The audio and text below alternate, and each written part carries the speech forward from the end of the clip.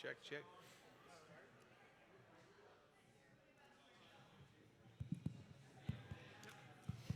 Yes.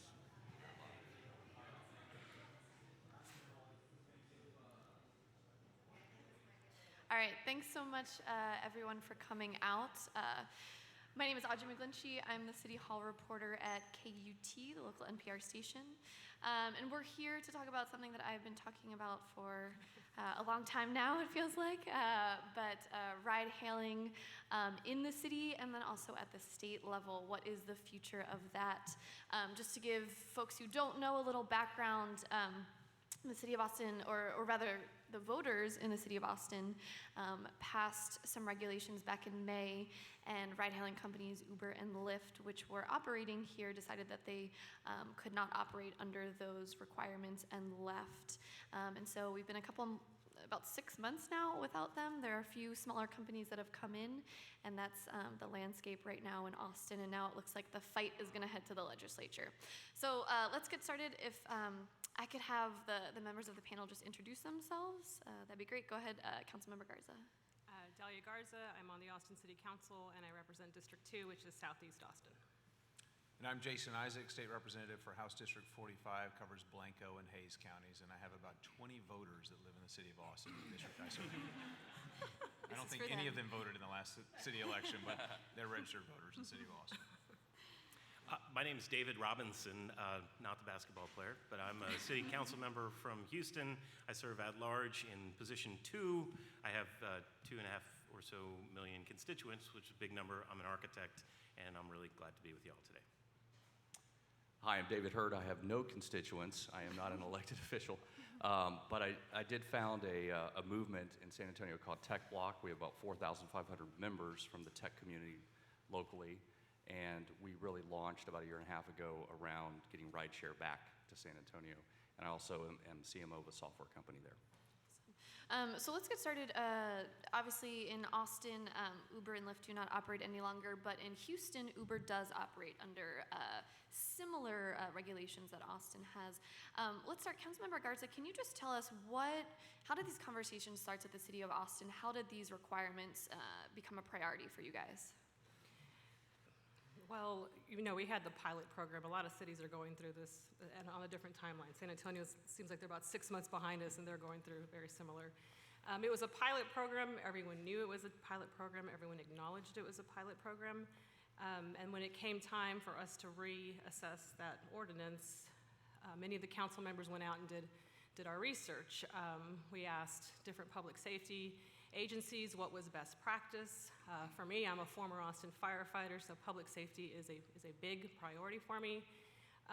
We met with public safety. They said fingerprint-based was best. We met with the companies, Lyft and Uber, trying to understand really what the problem with requiring mandatory. We knew Houston was doing it successfully. And so we kept trying to address their different issues that seemed to keep coming up, and every time it just seemed they were just vehemently against the mandatory. And at the end of the day, I can only speak for myself, but the council voted in majority that we believed, as a public safety concern, mandatory fingerprinting was best. And then obviously that petition was filed by a PAC run by the company or paid for by the companies. It went to a vote, and Austin voters went in favor of city council.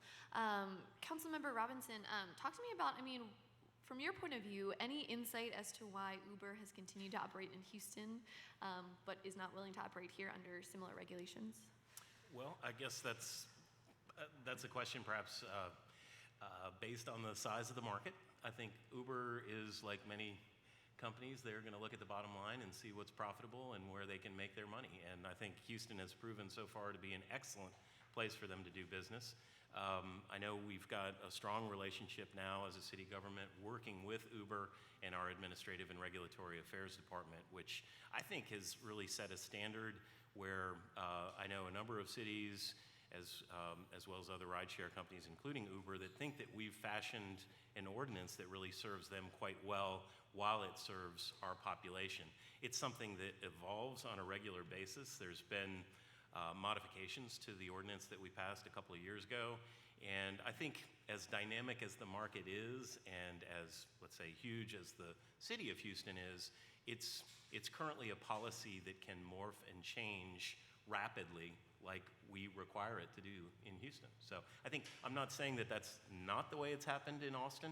We haven't gone to a voter referendum, which I'm very grateful that Uber has stayed along with other ride-sharing companies, and we're actively engaged in promoting their business in ways that can satisfy our standards and serve our people, our constituents.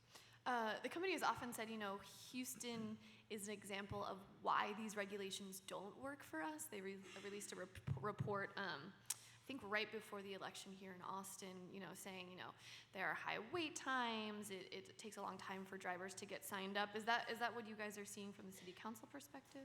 Well, I know I've heard that report and I heard the statistics. I think where we stand is that we have a little bit of a difference of opinion on that.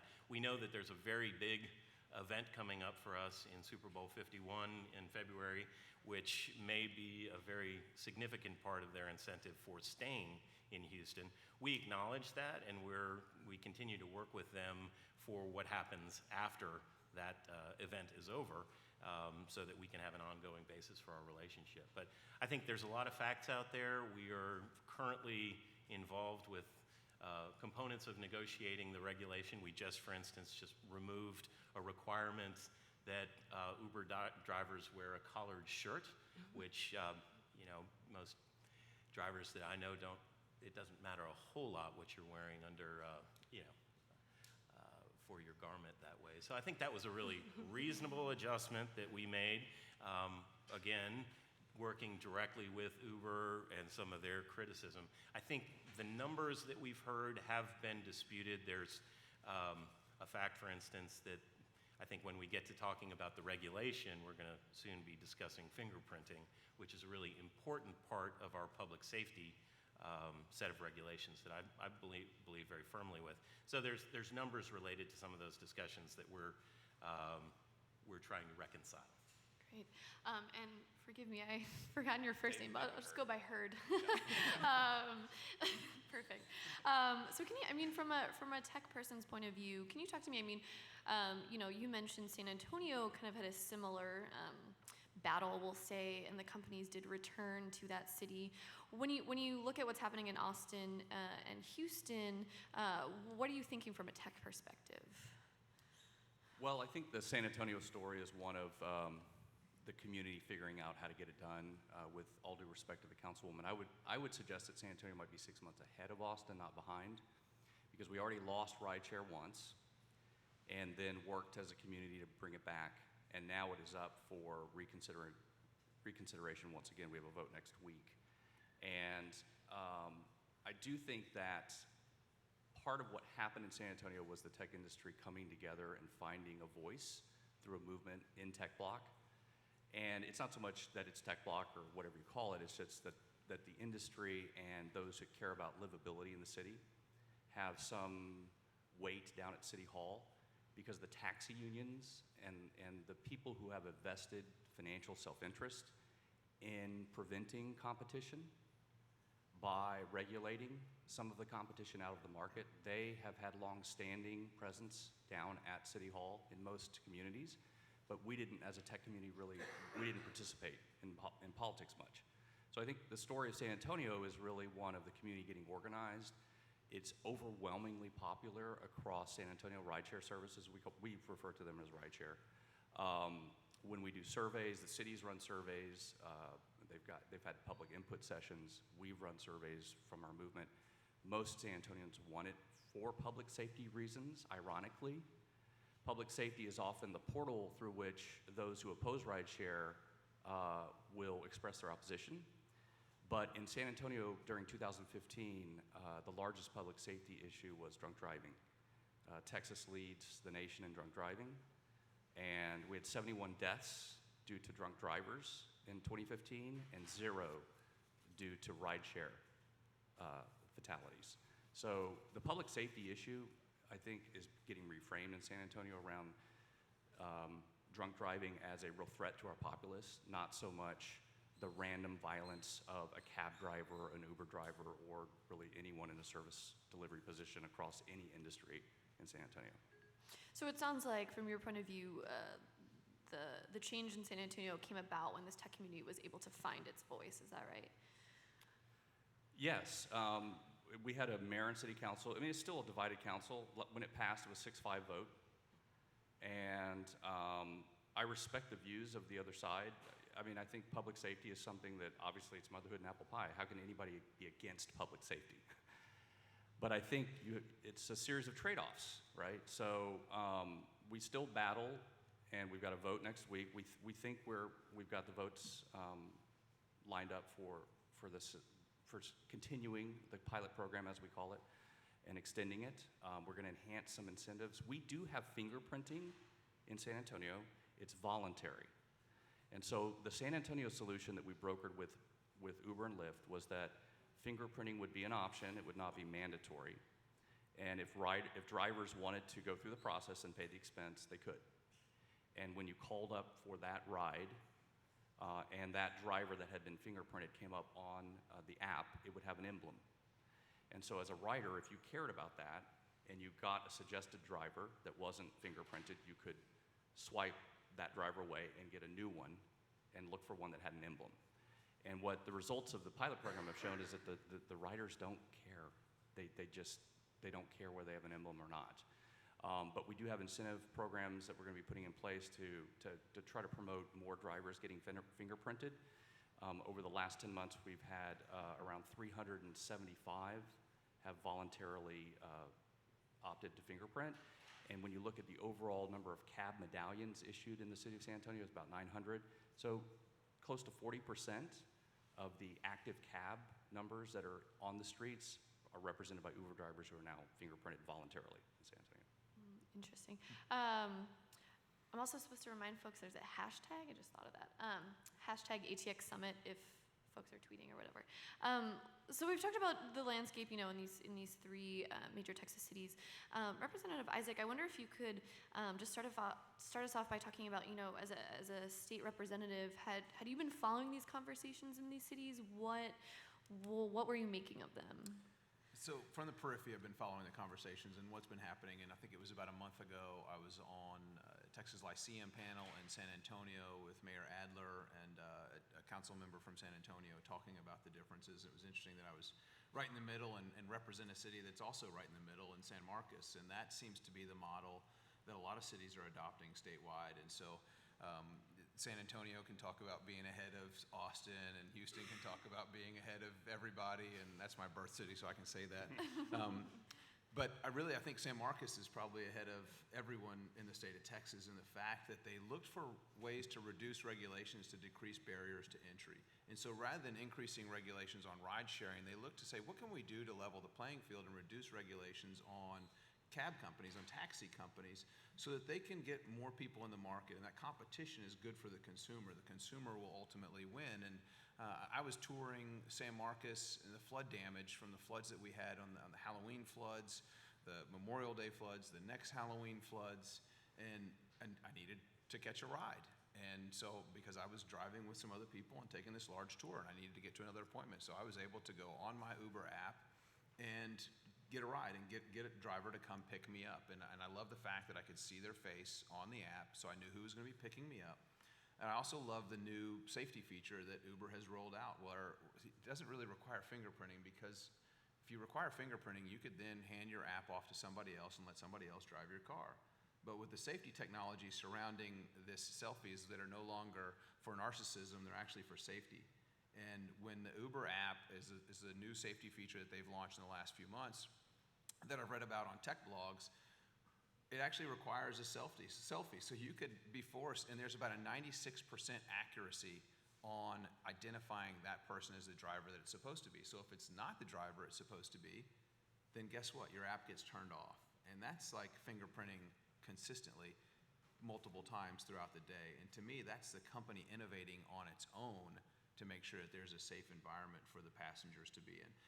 But I've also followed this over the last 4 years because of my organizations that I'm involved with that meet together with other state legislators. And one of them is was the Speaker Pro Tem in Wisconsin, filed the legislation that was ultimately passed in Wisconsin. And that's been a statewide approach where we eliminate this patchwork of systems. Because, again, I could have gotten an Uber in San Marcos, and I could have taken that Uber to Austin, and then that person would not have been able to get anyone to hire them to take them anywhere in the city of Austin.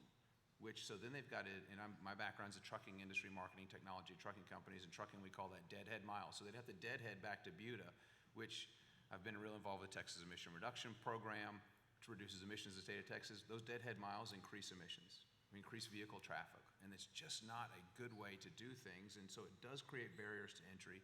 It affects commerce throughout the state of Texas. It affects the people that I serve in Blanco and Hayes counties where, yeah, I might take somebody into the airport, but then I can't get anybody to bring back. So deadhead miles increase cost, increase emissions, and that's something we need to be mindful of. So I've been studying statewide approaches throughout the last 4 years. We'll be studying and ultimately supporting a statewide approach in the legislative session that starts January 10th. And what have you seen from what other states have done? What do you like about what other states have done? Basically what they do is they eliminate this patchwork. And we had a big debate last session, House Bill 40, on the oil and gas industry. And are we going to allow municipalities to basically start to regulate the oil and gas industry? And what we decided is that the most local government that's best situated to monitor that and maintain the safety, the environment protection, was the state of Texas. And so we passed House Bill 40 because we've got the TCEQ, we've got the Railroad Commission, and those agencies were best suited and are best suited to protect our environment and monitor that industry. And so we eliminated the opportunity for a whole bunch of patchworks. My very first legislative session, I filed a transportation-related bill related to hauling fireworks, because right now it's up to the actual individual counties to adopt regulations for the transportation of fireworks.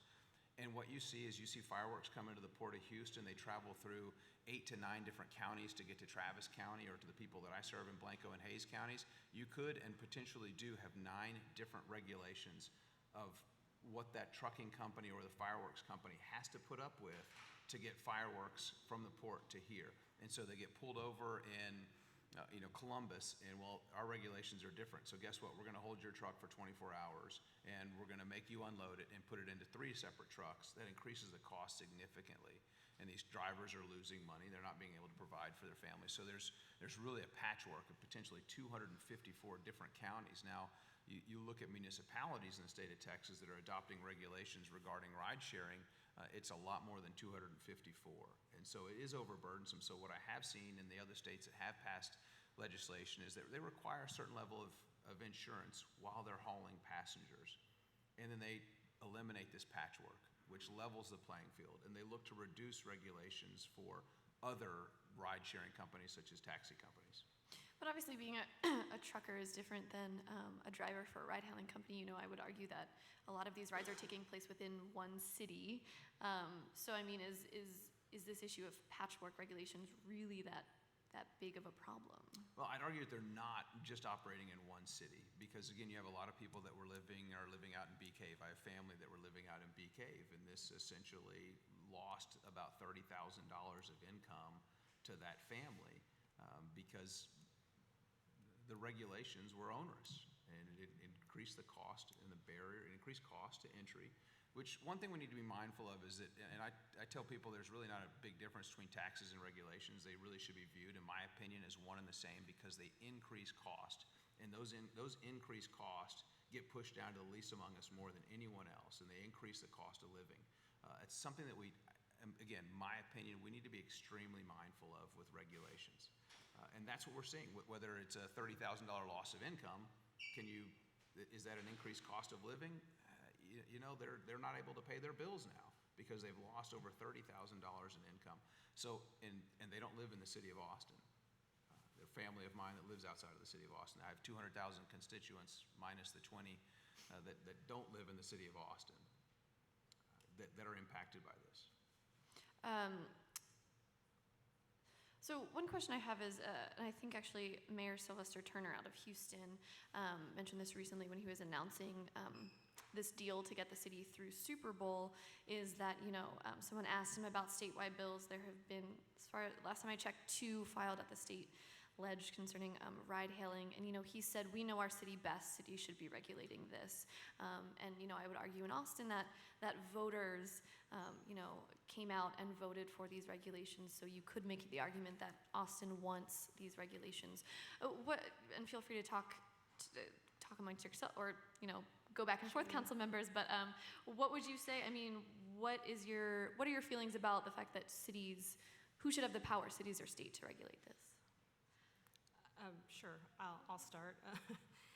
And I guess I wanted to address some of the Mr. Hurd's comments, because we definitely will agree to disagree. But I was referring to the process and the fact that they were in a pilot program, and now we've moved since then. They're in that pilot program, and they want to move to a more permanent one.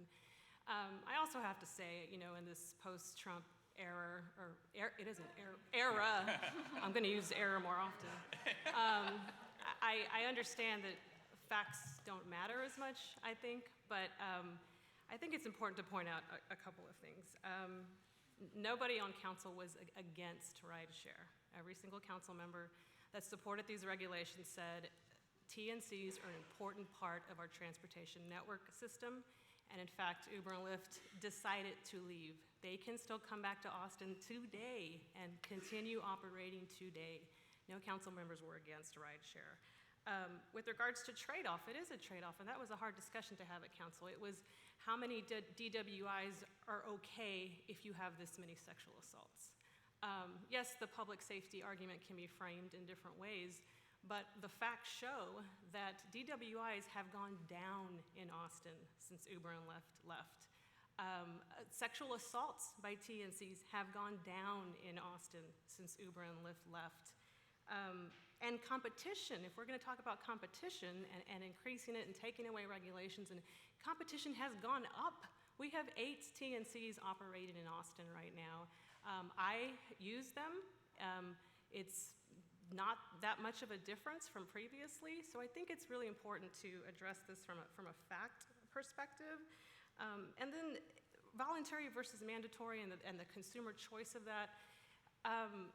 If 300 and something, if we're using the statistic 300 and something versus 900 taxi cabs, that's not a fair comparison, because we know for a fact there are more than 900 TNC drivers. So, and the thing is I believe the TNCs have sued, and they don't want that information out. That information is proprietary. We're not going to give you that information. We don't know how many drivers there are. So in fact, that 300 and something could be basically 2% of the drivers for these TNCs. So I would prefer to base all of this discussion on actual facts and statistics. With regards to who should control, it's, with all due respect to Representative Isaacs, it's always an interesting irony that, at the state level, we push back against federal control. No, feds, you can't tell us what to do. This is a state issue. Don't come and tell us what to do. But then it's on the reverse. It doesn't matter. Cities, we're going to tell you what to do. We're going to tell you how to regulate.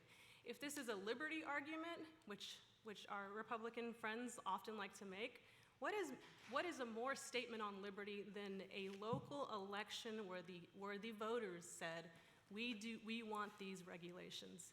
To me, that's circumventing local liberty and local control. And I just think it's frankly a bit of a hypocrisy. You couldn't have set me up better for my talking point. And my talking point is, let's not let the creation become bigger than the creator. And we push back against the federal government because the states created the federal government. And we push back against onerous regulations from municipalities because the state created those municipalities. And again, we don't want 254 mini states within the state of Texas, and we don't want thousands of municipalities creating regulations that are onerous on the state of Texas. And again, I go back to House Bill 40 and our success in getting that passed. I would imagine this audience is probably vastly opposed to that, but I enjoy being with people that I disagree with. That's how I learn. But I do want to remind that the states did create the federal government, and we have created the municipalities as well. I might address your question about what our mayor, Sylvester Turner, said. He's, first of all, in his first year, having served 26 years in the state legislature, he's already proving himself to be a great collaborator. We've passed pension reform. We've passed a budget unanimously this past summer, and this is both sides of the aisle. I'm absolutely thrilled to be working with him. He's a consensus builder. And I think what we have now is a platform on which to move forward with a company and rideshare organizations in general that are serving our people. What I'd like to say to the representative and to my colleagues here at the table is that we've got to stratify and layer these regulations in a way that work for our local municipalities. And we need local regulations in Houston, there's no doubt about it. And I think there's something about that that provides a flexibility for the market and our rules to affect the reality of the world.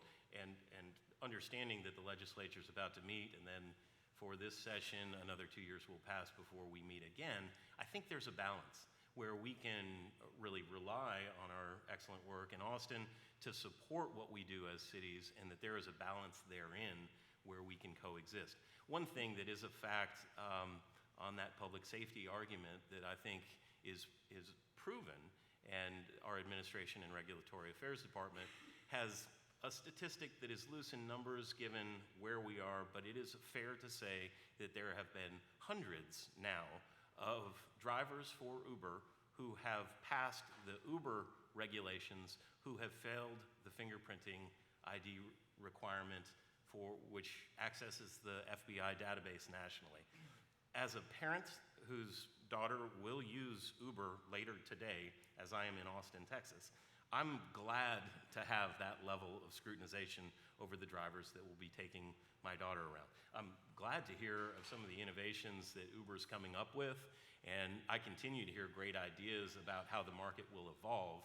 And I think there's something about that agility and flexibility that we can have as a city to layer local regulations that make sense for our city of a local population of 2.3 million constituents in an area that has close to 5 million in the county. I serve on the local COG, the Houston-Galveston Area Council, the Transportation Policy Council, and we are regulating and taking TxDOT money to build highways, and I have great respect for the complexity of what goes on in Austin with those interstate commerce issues. But I think there's a real important differentiation between intra-city regulation and inter-city regulation. So what we do in a 640 square mile area in Houston, I know how many counties there are in the state, but we've got a very special beast down the way that needs a serious set of policies. And I think what I'm proud of is that we're really working with industry to evolve and embrace change as it occurs. So that's where I try to think of it more as a collaborative exercise that we need to engage in with the legislature while we coexist as a city regulating what needs to be done locally in Houston. And anything that you wanted to add from the tech point of view? Because one thing that strikes me, I mean, we talked about tech community finding their voice in the cities, but what about at the state level? Well, you know, everybody likes state regulation if they agree with the regulation that comes out. Otherwise, they're for local control. And so it really just, people line up based on what legislative proposals are going to be furthered and whether it matches what they want locally or not.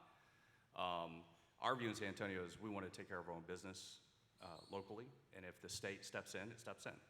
But we're not going to wait. And I think there is a lot going on behind the scenes now to try to solve. Austin's a little bit the tail wagging the dog. A lot of the energy and the investment from the rideshare companies at the state lobby level is tied to getting Austin hooked back in via the state. And so we'll all go along for that ride at some level. I know Houston and others are big players in that. San Antonio maybe not as much, I don't know. But our interest was taking care of our own business while we could and controlling it while local control is the avenue. I will say just a couple things. I think it's just important that public policy and regulations keep pace with innovation. We don't salt and cure all of our meats anymore and store them underground because we have refrigeration. And that may seem like a silly example, but I'm just trying to think of something that puts a face on the idea that over time, as you develop new technology, safety practices that you instituted at one point in time that made a lot of sense may not make as much sense anymore. One of the safest places to be if you're not going to be in your own car is in an Uber or a Lyft car, because the network has so much awareness about what's going on in that car. It would be the worst place to commit a crime. I can hardly think of a worse place, because you will instantly be caught. And it is interesting that while there are still crimes committed in cabs and all sorts of places in society, because bad people exist among us, that when crimes occur in rideshare vehicles, what also is happening at light speed is the identification and capture of that rider. Because that person, from a digital standpoint, is on the grid and digitally fingerprinted not only by their own device, the car, but all the riders therein.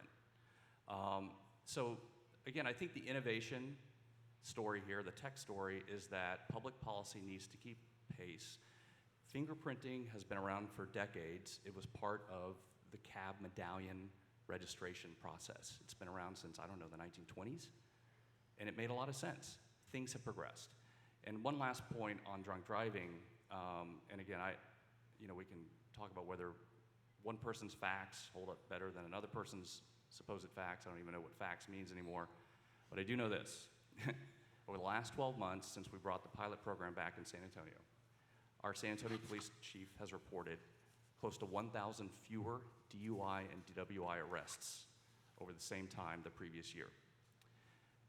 Rideshare companies came back just before Halloween in 2015, so they were just getting word out that it was available. In 2016, this last Halloween, there were close to 6 times the number of rideshare rides taken between 11 p.m. and 2 a.m. on Halloween night.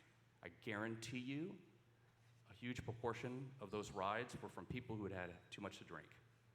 And the idea that taking rideshare services out of a city would decrease drunk driving is absolutely preposterous. Can I address that? Yeah. Because I didn't say taking them out. Sure, go ahead. That's right. And once again,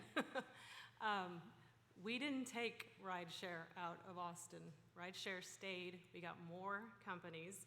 And I'm happy to share with you our DWI statistics that show that DWIs have gone down. So this is not an apples and oranges comparison, because I'm not talking about getting rid of rideshare, period. Yes, there would be some effects if we got rid of rideshare. We didn't do that here in Austin. We said, you're welcome to stay. We want you to stay. We're just asking you to fingerprint your drivers. That's it. And the statistics show that DWIs have gone down in Austin. And a lot of the concern was, if you pass this regulation, they're gonna leave and DWIs are gonna go up. They did leave, but other companies innovated and stayed. They were able to innovate and figure out a way to include fingerprinting in their background checks, and they stayed, and thankfully DWIs have gone down. And I just want to, I want you to respond, but I will point out that it's impossible to prove causation between It's these true. two. So gone up, gone down, you Yes. can't So prove who did that. DWI and DUI statistics will fluctuate year to year. When they move, we had a needle moving number occurrence in San Antonio, so we know we're having some impact. What is the exact causation? Don't know. But we do know that young people do not take cabs late at night to get home from clubs. You can hate this as a reality, you can fight it, but you're not changing it. The millennial population, they use sharing technologies, sharing economy technologies, Airbnb, rideshare services. This is how they live their lives. So you can swim against that stream, or you can swim with it, and you can take those drunk drivers off the road by enabling their choices with technology, or you make it harder, and more of them will get behind the wheel. I will say that I don't dispute that I don't know whether drunk driving went down or up in Austin over the last year. What I'm suggesting is that it wasn't because rideshare services weren't available. That might have been a different trend. We've seen some different numbers in San Antonio. And you can regulate any business out of an economy. So I get the point about fingerprinting, but in San Antonio, it's interesting. A lot of the energy for fingerprinting is funded by and voiced by the competition, by the taxi companies. They use it as a hurdle to prevent competition. And so, whether you say that Uber and Lyft chose to leave or they were sort of regulated out, I guess you could dispute. And as a final point, and I'll be blunt, Austin has a narrative that we've solved it because we had some self-start companies that stepped in and are providing rideshare services. The run-of-the-mill Austinite is for rideshare. Overwhelmingly, when you survey the population, they want rideshare. I don't think they rejected fingerprinting. I think they rejected the notion of corporate involvement and manipulation of their city government, and I think that probably was a good thing to do. I don't know that Uber and Lyft's strategy for going straight to the public with a ballot and being so heavy-handed and spending $7 million was the right move. But I don't think you can read into that the average Austinite wants fingerprinting. I think that they were rejecting a different notion, which was corporate interference. And what are we to make of, as Councilmember Garza has pointed out, we have ride hailing here in Austin. We have, I think at last count, there were 8 companies. What do you make of that from a tech perspective? Is it just, Uber and Lyft could afford to leave Austin there, and say that these regulations are burdensome, whereas these smaller companies, this is an opening for them and they can be willing to go along with these regulations because they need a place to start their business? Well, Austin hasn't solved this problem. Nobody wants to step off a plane in 30 different cities and have to download 30 different apps and upload credit card information to 30 different companies. This is not a solution. Unless one of these upstarts in Austin, which by the way, no one's seen their balance sheet, who knows if they're profitable, they have seed money behind them, they're probably operating at a loss financially. So are they able to nationalize to where they can provide a national network that allows anybody to pull up an app and get an Airbnb, a plane ticket, and know that when I touch down on the ground, I pull up my Uber or Lyft app and I'm ready to go. I can get anywhere I need to go. That is what Austin does not have. And the idea that you have rideshare services, ask the average business traveler right now today when they step off the plane at Bergstrom whether they feel like they've got rideshare. That was actually a topic of conversation when I traveled to Singapore this summer, and Mayor Adler was in Singapore about a week before I was, and we're going around visiting with businesses trying to attract more investment in the state of Texas, and there's a large technology hub there in Singapore and a lot of major investment hub, and they recognize Austin as this technology hub as well in the state of Texas, and they're like, I can't believe you don't have Uber and Lyft. And we're sitting there commuting around Singapore using Uber, and in the Philippines we were using Uber to get around, and so that is an interesting perspective, and I think it's something that we need to address here in the state of Texas. If we truly want this consistency of people around the world, especially with the technology opportunity of 1/6 of our economy that we're trying to attract more of here to the state of Texas. One thing I'd love to challenge the representative with, as well as the legislature in general, as we embrace the concept of regulating cities and ride shares in the same light, is what's in our best interest from the public safety standpoint. I know a couple of years ago, as a practicing architect, I began to be required to be fingerprinted for what I draw and build. And I guess that's a good thing. It wasn't hard to do. I found the place to do it and paid $25 or $30 to do it and have not had to do it again since then. I think that may be some reassurance, but I think the research that we've done shows that architects, engineers, healthcare providers, and a slew of professions are required to do fingerprinting, which to me seems like a pretty low threshold of regulation to ensure some degree of public safety for our cities and constituents. And I think whether architects need to be fingerprinted may be subject for debate. I'm personally unoffended by it. I feel reassured in some regards that other practicing professionals are in a database somewhere. It hasn't hurt my feelings or my bottom line. But I just think that there is a challenge to those working in the next legislative session to think about, what is the appropriate level of regulation, and if there are standards that, if there is over-regulation, if there's something that a city is doing that really requires some act at the state level, then perhaps we should look at that, whereas the subtlety, again, the flexibility of cities to be able to work independently, thinking about the difference between Houston and, say, Waco or El Paso or Dallas, and where there are going to be inherent differences, not saying genetically or in our blood types, but with regard to the way that we live as different places in the state. For the record, I tried to get rid of fingerprinting for architects last session. Try again. It's absurd. I was going to say that most of those fingerprinting requirements are state requirements. Yes, yeah. Realtors are required by the state to be. absurd. There's like a list of 30 occupations that are required to be fingerprinted. Security The guards. state requires it. Makes sense. Childcare providers. So obviously, creating regulations across the entire state is one issue, but then the other question is, what would those regulations be, right? So we have 2 bills filed so far. Both, Schwartner's bill is the most comprehensive, only applying to ride-hailing. Huff Fines out of Dallas would put taxis also under and limousines, all for hire, rides under state control. So, I mean, it sounds like obviously fingerprinting is not going to be, included in one of these bills at the state level. I mean, from your point of view, Representative Isaac, what should these regulations look like at a state level? Well, as minimal as possible, ideally, and I'm of the mindset to like Schwartner's bill, because I'm more familiar with that one than I am than Senator Huffines, but I'll review that now.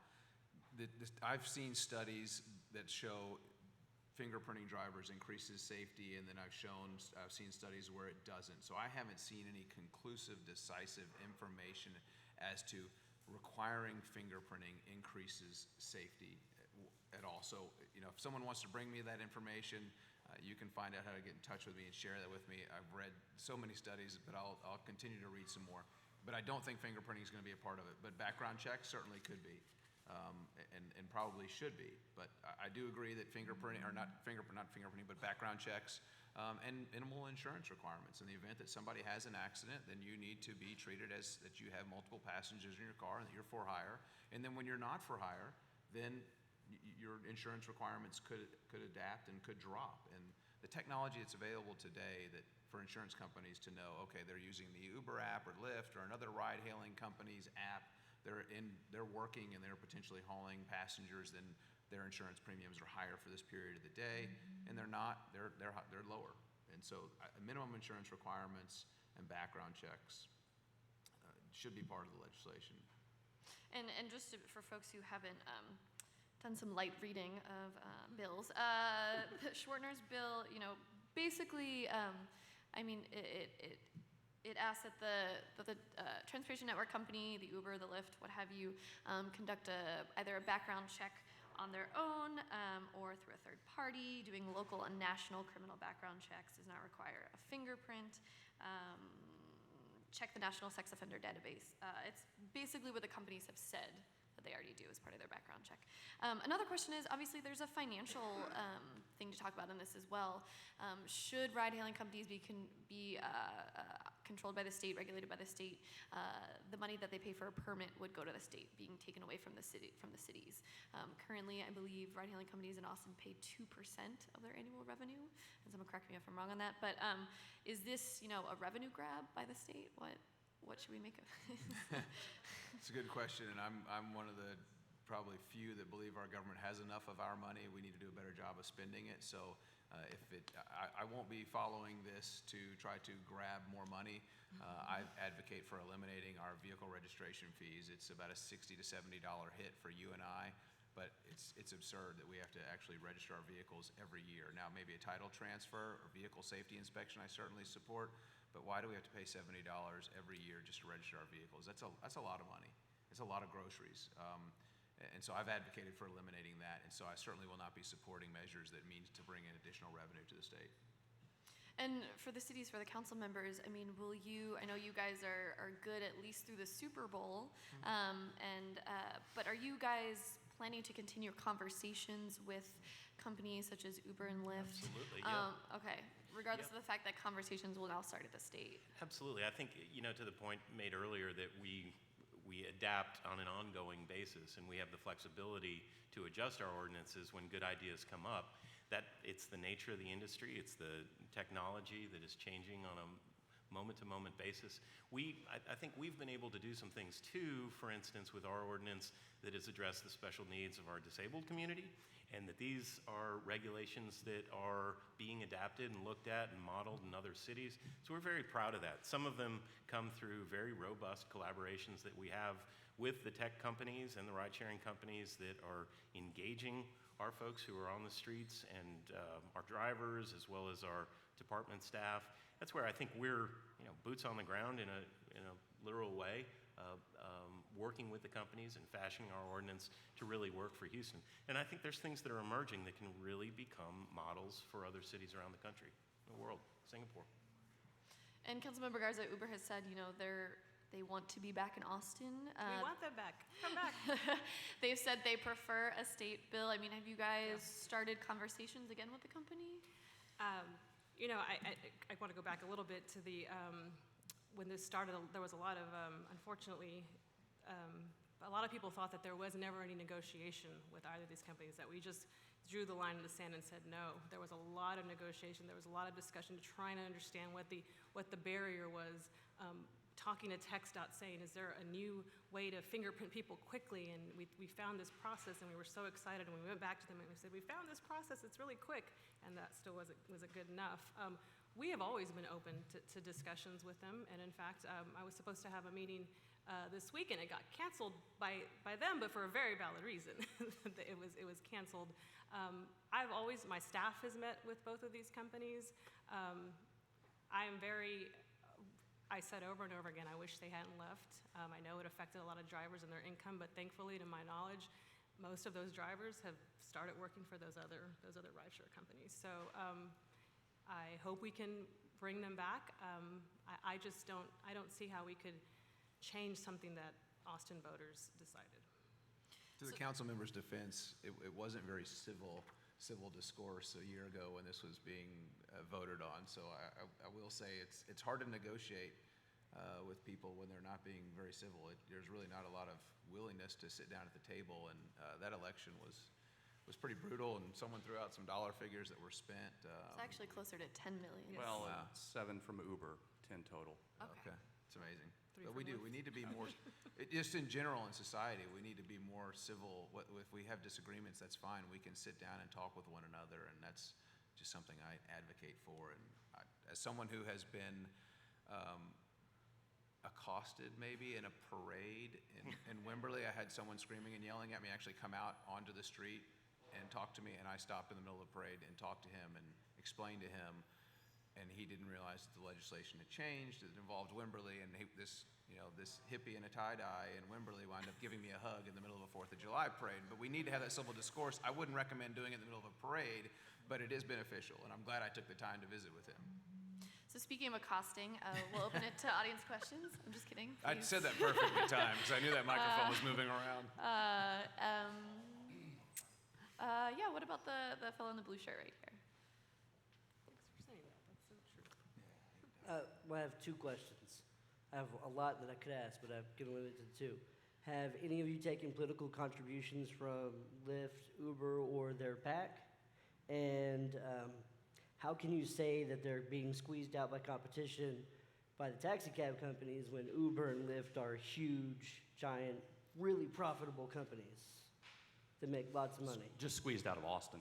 They're not squeezed out of, we have them in San Antonio. They're doing quite well. Specifically, taxi cab companies creating obstacles, competition.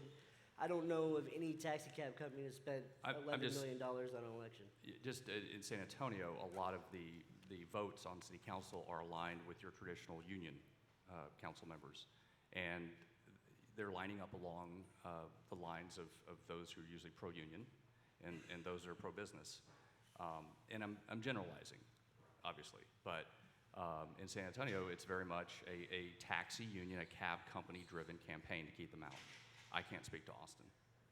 Yeah, I wish I had a better answer for you. I hope they've given to me. I'm not sure they have. I'm not a pay-for-play kind of guy, so I don't really get influenced. I think, I go to church and I eat my vegetables and that kind of thing. But I watch who gives me money. I'm usually cognizant about it. I don't know whether Uber has given me any. I don't think they've given to me lately. I've just written some thank you notes and they weren't in there. Yeah. I didn't think they gave politically. I don't know. Honestly, I'd have to check my ethics report because Right. I don't think they give politically. Yeah. Well, they Well, hire that was I didn't get through 11 PAC. consultants and they do mail, but no, and I That was don't- marketing. I don't. Yeah. Neither. Yeah. I didn't think Thank so. you. Right. And Why no, not? someone tweeted out when, because I asked the FEC to get involved in this and look and see if there were any anti-commerce clauses being violated, and someone said something like, I must get, $10,000 from Uber or a billion rides or something like that, and I kind of responded with a fun tweet from Mike Myers. I'll just- 1 billion rides. I'll just add that it's unfortunate that sometimes people think just because somebody donates to your campaign, you're going to vote the way they want you to vote. That being said, I just finished this most recent campaign and was approached by taxi companies to give to my campaign, and I specifically said I did not want to accept any taxi money because I didn't want that to be used, because that came up so many times last time, and I said I did not want that to be used, as I voted this way because of this, so I did not accept any money from either. Next question. This man in the green jacket?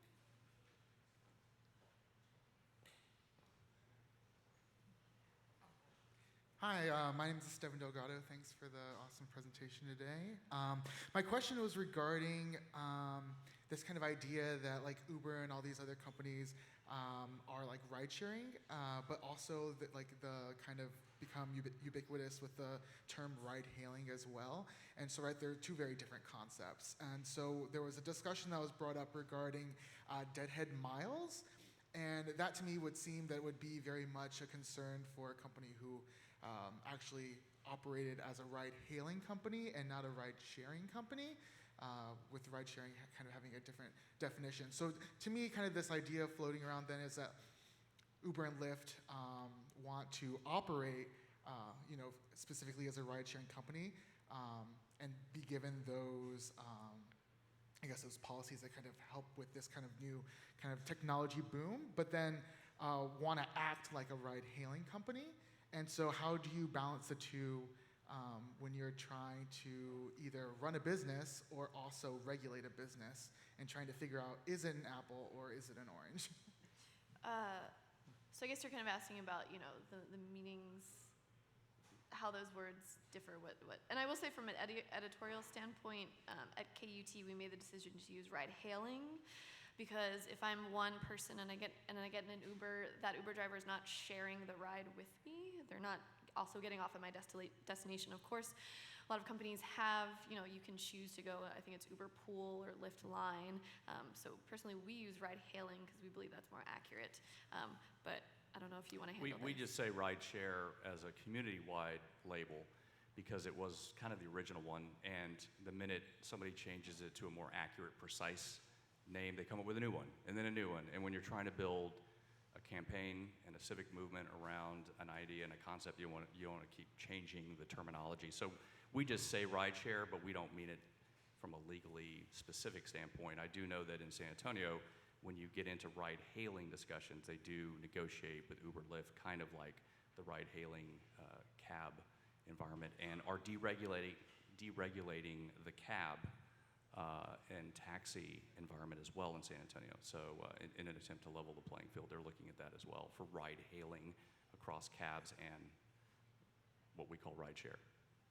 And at least in city ordinances in one state bill, they're referred to as transportation network companies. Yes. Which I think just kind of clears out any That's what confusion. Houston does. Yeah, TNCs. How about this fellow doing this? I don't know how to describe people. We know him. I'm a supporter of Uber, Lyft, ride-sharing, all ride-sharing options, but I want to ask tough questions to both sides. I know we don't have an Uber, Lyft representative on the panel, so maybe the question's for Councilmember Garza and then for the gentleman from San Antonio. So the tough question to Councilmember Garza is, you talked about facts, about public safety. I watched the entire city council meeting that went till 2 a.m. that night when this was all discussed. the police chief of Austin, Art Acevedo, who did a fantastic job and unfortunately just left our city, stood up and testified to the city council that it would be better for public safety if Uber and Lyft maintained operations in the city. So I guess, what do you say to that argument that the police chief of all people in Austin, who understands public safety better than anyone else, thought Uber and Lyft needed to be able to remain in Austin? Tough question, Mr. San Antonio guy, and I know you're not Uber, Lyft, but do you happen to know what the do you happen to know why Uber and Lyft will not allow the app to have a voluntary check box so that a 21-year-old female can only have drivers who have done the, quote, fingerprint background check? Why don't they have that option there so that a certain type of customer could use that and that could solve all these problems? Thank you. I'd say that's a softball. I got that question asked a million times during the campaign. He also said, when pressed, that they asked, what is the best background check? And he said, the best background check would be name-based, supplemented with a fingerprint-based background check. So he said that as well. So for me, when you're weighing both of those sides, on one side saying, this could hurt our city, but I think unfortunately it was framed as you were either for them or against them, and that to me was inappropriate framing, because it was never against them. It was, we want you to stay, just please fingerprint. And when he said the best background check from a public safety standpoint was a name-based supplemented with a fingerprint, that's where I made my I mean, I'd already decided, frankly, but that helped my decision even more. Regarding the, and of course I cannot speak for Uber and Lyft, maybe I should hand the mic over to the gentleman in the back. In a sense, that's what we did in San Antonio. I mean, we didn't do that exact feature, and we had to get behind closed doors and kind of figure out, like, because you're asking an international software company to change their interface for your local citizenry. And this is, and then you start multiplying that times all the municipalities and townships across the United States and the world. I mean, my God. So we were surprised we got anywhere, and what we have is an emblem. So if a driver has gone through the process to distinguish themselves as being sort of viewed as extra safe, they can fingerprint. And when they're presented on the interface, they have an emblem that shows that they've been fingerprinted. So you can, if you require that, you can only interface with drivers, or you can choose to only interface with drivers that have that emblem in San Antonio. But I will say this just generally, and I can identify very much with the spirit that the councilwoman is sharing that I think was mentioned by some others. Dealings with Uber have been interesting, and Lyft as well. I won't use these words. I've heard words like arrogant and heavy-handed and these kinds of things. I will say, though, that as someone who also is an entrepreneur, a tech entrepreneur, starting, growing, and trying to build a software company, just imagine their challenge. They've brought technology to the marketplace that I view, and a lot of people view, as one of the single best innovations to take drunk driving off the roads. And they have to manage regulation city by city by city by city, literally appearing. One gentleman, you said you sat through the city council meeting till 2 a.m. That representatives for these two companies do it nationwide every night of the week, trying to get some agreement as to whether they can operate or not. So I'm not trying to defend them or make excuses for them. It has been interesting negotiating with them, but I also can identify a little bit. I can only imagine the regulatory pain and management and expense they go through to try to bring this technology to the marketplace. So I think both sides are probably trying to act rationally. Absolutely. We'll take one more question. Whoever can raise their hand the highest. This woman, since we haven't had a woman ask a question. Councilmember Robinson, you said you have sort of a dual perspective, both as a city council member and also a member of your regional council of governments. Yes. Member on that. And you mentioned that you thought that there could be room for sort of stratified regulation where there's a balance between some state and some local regulation. I was just wondering if you had any more thoughts about exactly what that could look like. Well, I guess that's the way the world works now with our driver's licenses and so forth. Working with TxDOT is what we do as a council of governments body.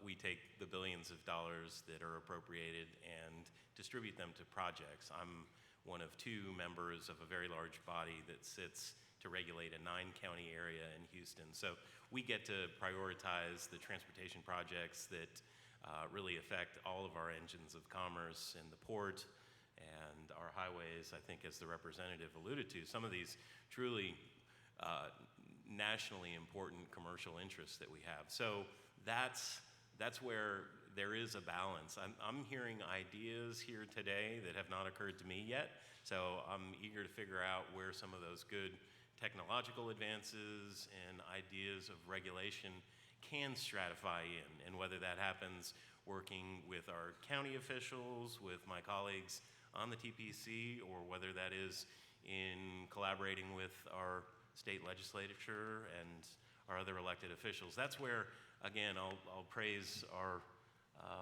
former state legislator, our new mayor, Sylvester Turner, in his very collaborative approach.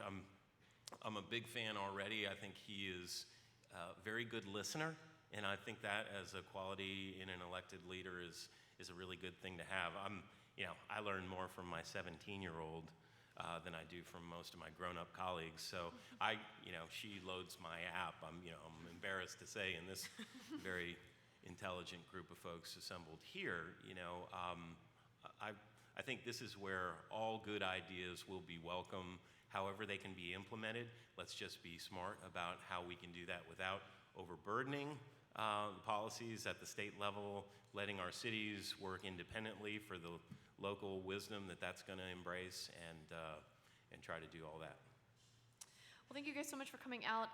The next legislative session starts next month, so I'll be following, as I'm sure a lot of these folks will, what happens regarding ride-hailing. Thanks so much for coming out. Thank you all for being here. We got one more panel today. Hope you all stick around. It's on broadband and rural access of broadband. Should be a real good one, so please do stick around.